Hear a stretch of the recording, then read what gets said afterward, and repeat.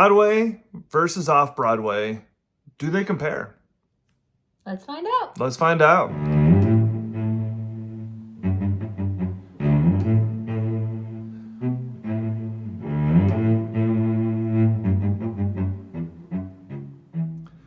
So when most people head to New York City, especially for the first time, number one, I think really on their list is to see A Broadway play.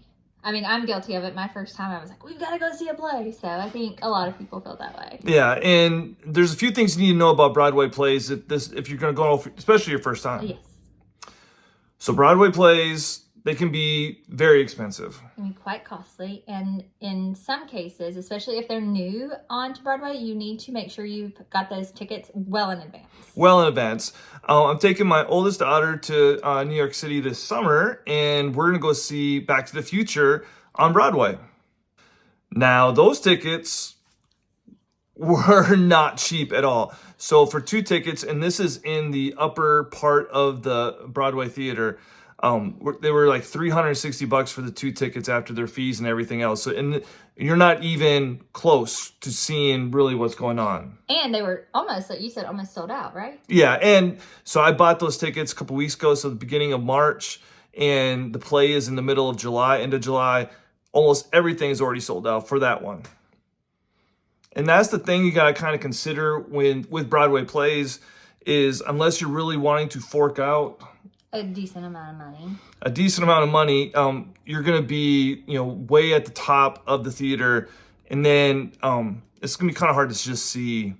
Well, and you've got to make sure you've planned it out correctly. Unless it's something that's been on Broadway for like ever, you're going to want to make sure you bought those tickets like he did for Back to the Future well in advance. Yeah. Now, some of the plays that have been there for years, like they have like those little box office places right down on the Times Square area where you can buy tickets that day for decent prices, but it's not going to be the newest, it's going to be stuff that's been like long standing and there for like years and years and years. So. Now, how does Off-Broadway compare to a Broadway show?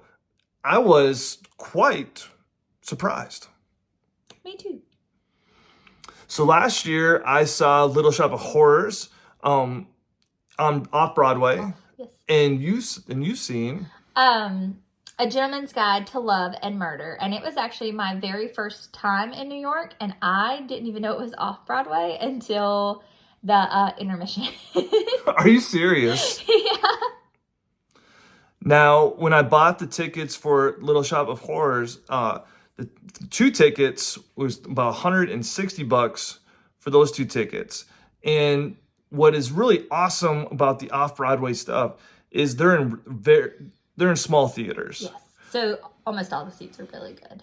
Yeah, so really almost all the seats are, like she just said, really good. To the point that like you can see everything. You can see the actors, all the props they have, and details in the costumes, like the works. And that's the one big plus, compared to Broadway shows.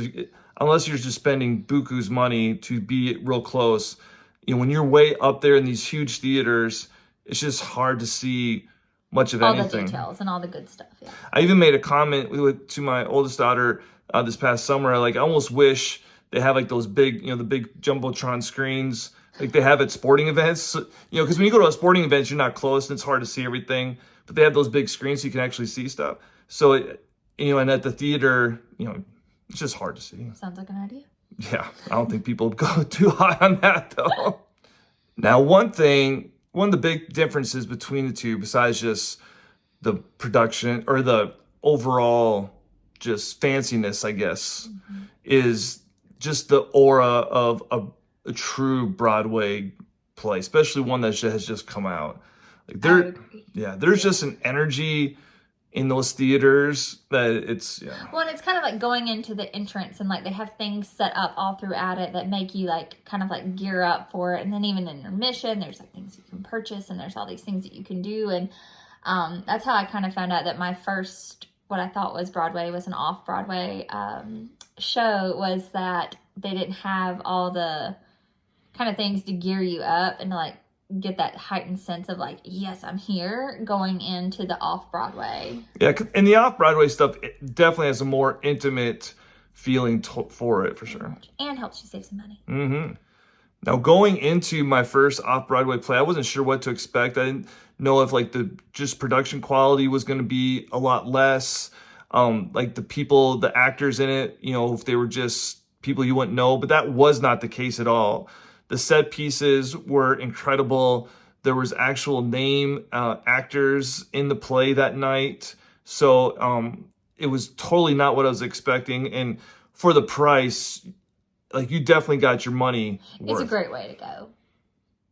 So if you're going to New York City, especially for your first time and you're really wanting to go to a play and you're trying to decide between an Off-Broadway and Broadway play and you're not quite sure, don't hesitate with the Off-Broadway play. Yes, you won't be disappointed. And honestly, I didn't know the difference, and odds are most people probably wouldn't know the difference. So it's definitely worth looking into. Yeah, it was well worth the money. I would do it again.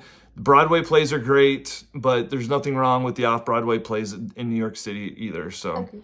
Yeah. So if you have any questions about any of that stuff, like her and I have been to tons of Broadway plays, and we've been to a couple Off-Broadway plays. So if you have any questions, leave them down in the comments below. I'll be glad to help. And Bye, y'all. bye.